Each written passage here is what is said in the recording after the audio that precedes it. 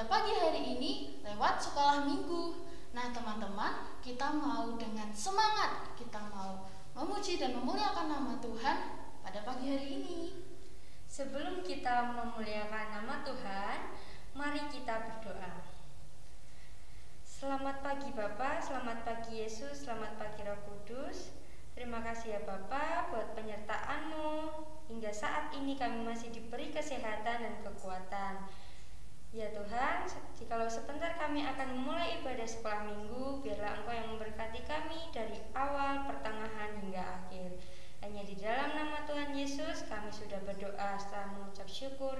Haleluya, amin. Nah adik-adik semua, kita tidak perlu takut karena ada Tuhan Yesus. Karena dengan Tuhan Yesus kita tidak terkalahkan. Ayo kita pujikan dengan semangat dalam nama Tuhan Yesus.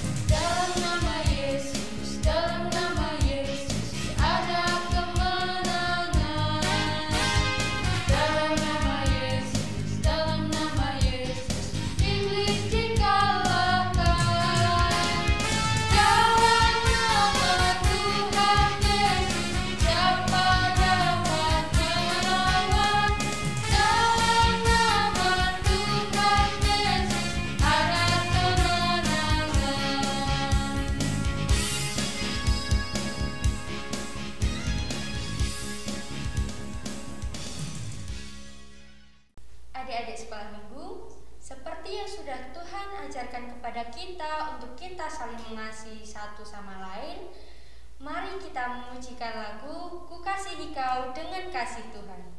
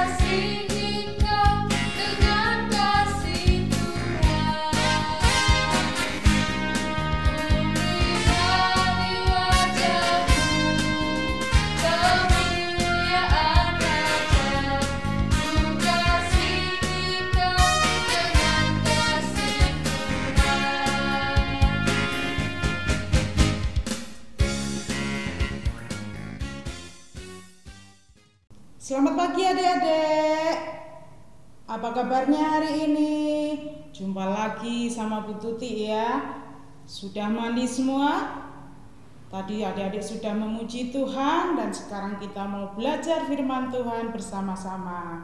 Sebelumnya kita mau berdoa dulu. Sikap berdoa. Tuhan Yesus, terima kasih untuk pagi ini. Tuhan sudah kumpulkan kami melalui sekolah minggu online ini. Kami bersyukur meskipun kami bersekolah minggu di rumah kami masing-masing, kami masih bisa memuji nama-Mu dan belajar firman-Mu. Berkati kami, berkati semua anak-anak yang mengikuti sekolah minggu ini. Terima kasih Tuhan Yesus. Amin. Adik-adik, masih ingat enggak? Bu Tuti mesti tanya cerita minggu yang lalu. Ayo, masih ingat enggak ceritanya tentang apa? Masih ingat? Tuhan Yesus menyuruh murid-muridnya untuk menyiapkan apa? Benar. Tuhan Yesus mau masuk ke Yerusalem dengan naik apa? Kuda? Gajah? Pinter, naik keledai. Dan Tuhan Yesus mengutus muridnya untuk menyiapkan keledai tersebut. Nah, di Yerusalem Tuhan Yesus dieluk-elukan. Hosana, hosana, puji bagi Sang Raja, ya. Tuhan Yesus dieluk-elukan. Kemuliaan bagi Sang Raja. Untuk apa Tuhan Yesus masuk ke Yerusalem, adik-adik? Tuhan Yesus masuk ke Yerusalem karena akan merayakan Paskah. Tuhan Yesus dan murid-muridnya akan merayakan Paskah. Nah, pada malam harinya Tuhan Yesus berkumpul dengan murid-muridnya untuk mengadakan perjamuan Paskah. Loh, kok mengadakan perjamuan Paskah? Kan Tuhan Yesus masih ada, Bu. Ya. Paskah pada zaman Tuhan Yesus dulu bukan memperingati kebangkitan Tuhan Yesus, tetapi karena Tuhan Yesus masih ada, Paskah pada masa itu untuk memperingati keluarnya bangsa Israel dari tanah Mesir, ya, bebasnya bangsa Israel dari tanah Mesir. Maka mereka merayakan Paskah. Setelah Tuhan Yesus mengadakan perjamuan bersama ke-12 muridnya, Tuhan Yesus mengajak ke-12 muridnya untuk mengikutinya. Berjalan kemana ya adik-adik ya? Tuhan Yesus kelihatan sedih murung berjalan. Murid-muridnya tidak ada yang berani tanya, dak hatinya. Ada apa ya Tuhan Yesus ini mau membawa kita kemana ya? Nah, tapi tidak ada yang berani tanya. Mereka hanya mengikuti Tuhan Yesus di belakangnya. Berjalan. Nah, sampailah mereka di sebuah bukit. Nah, namanya Bukit Zaitun. Lalu Tuhan Yesus mengajak murid-muridnya naik ke bukit tersebut. Ayo ikut aku. Nah, tetap dengan diam, takut murid-muridnya tidak berani tanya, ya. Berjalan mengikuti. Setelah sampai di suatu tempat yang agak enak, hari sudah mulai gelap ya adik-adik ya, hari sudah gelap. Tuhan Yesus menyuruh ke-12 muridnya, diamlah di sini. Aku mau berdoa dan kalian juga berdoalah agar tidak jatuh ke dalam pencobaan. Itu perintah Tuhan Yesus pada 12 muridnya yang mengikutinya itu. Nah, adik-adik, lalu Tuhan Yesus menjauhkan diri dari murid-muridnya. Setelah agak jauh, ditengok murid-muridnya agak jauh, lalu Tuhan Yesus berdoa kepada Tuhan karena hatinya sangat sedih, hatinya sangat tertekan, ya. dia akan mengalami hal yang tidak baik. Tuhan Yesus tahu dia akan mengalami hal yang tidak baik. Dia berdoa, "Ya Bapa, jika Engkau mau, ambillah cawan ini daripadaku. Tetapi bukan kehendakku, melainkan kehendak-Mu lah yang terjadi." Lalu Tuhan Yesus menengok murid-muridnya. Murid-muridnya masih tidur. Tuhan Yesus kembali berdoa, "Ya Bapa, jikalau Engkau mau, ambillah cawan ini daripadaku. Tetapi bukan kehendakku, melainkan kehendak-Mu lah yang terjadi." Tuhan Yesus begitu sedih dalam doanya, sampai peluhnya, ya, adik-adik tahu peluh? Peluh itu keringat, ya, keringatnya sampai bertetesan di tanah seperti titik-titik darah, seperti darah yang menetes, ya. Saking banyaknya berkeringat, dia keringat dingin saking sedihnya. Pada saat itu tiba-tiba datanglah seorang malaikat menguatkan Tuhan Yesus. Ya, kalau adik-adik lagi sedih lalu nangis apa murung, ada bapak, ada ibu atau papa, mama, atau teman yang tahu-tahu di sebelah adik-adik ngepuk-puk pundak adik-adik. Nah, adik-adik jadi merasa sedikit lega. Aku ditemani. Nah, kira-kira seperti itu perasaan Tuhan Yesus ketika malaikat itu datang menguatkannya. Ya, dia merasa sedikit lega, siap menghadapi semuanya. Nah, Tuhan Yesus bukannya tidak bisa menghindarkan hal buruk yang akan terjadi padanya, tetapi adik-adik, karena Tuhan Yesus begitu mencintai kita semua, mencintai Bu Tuti, mencintai adik-adik semua, guru-guru sekolah minggu semuanya, maka Tuhan Yesus lebih senang taat kepada perintah Allah, yaitu untuk disalib. Jadi Tuhan Yesus mau taat, maka Tuhan Yesus berdoa, "Bukan kehendakku, tetapi kehendak-Mu lah yang terjadi." Tuhan Yesus rela, ikhlas, ya, kehendak Bapa lah yang terjadi. Setelah Tuhan Yesus selesai berdoa, dia datang mendatangi murid-muridnya. Masih tidur adik-adik. Dibangunkan, ayo bangun, bangun. Waktunya sudah tiba. Ya. Belum selesai Tuhan Yesus berbicara, dari kejauhan tampaklah serombongan orang, ahli-ahli Taurat, imam besar dan anak buahnya, tentara-tentara. Mereka datang bersama-sama, ya, kerutuk, kaget murid-muridnya. Ada apa ini Tuhan Yesus? Ada apa ini? Ya, muridnya ada yang bawa pedang, ada yang takut, sangat takutnya ngumpet, ya, di belakang Tuhan Yesus. Tuhan Yesus berada di depan. Ketika orang-orang itu datang, ternyata dari antara mereka ada satu orang murid Tuhan Yesus. Dia datang mencium Tuhan Yesus. Tetapi itu bukan ciuman sayang, itu ciuman sebagai tanda bahwa yang dicium oleh muridnya Tuhan Yesus itu harus ditangkap oleh tentara-tentara Romawi pada waktu itu. Nah, oleh ahli-ahli Taurat.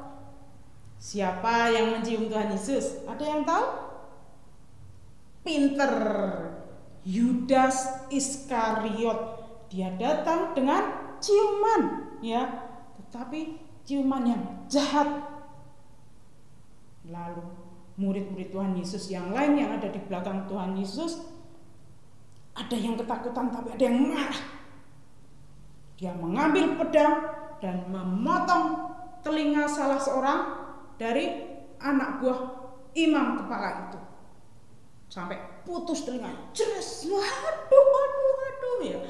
Pasti sakit ya adik-adik kalau kena pisau dikit saja atau kena jarum dikit aja. Mau Lah itu telinganya sampai putus. Wah, kesakitan.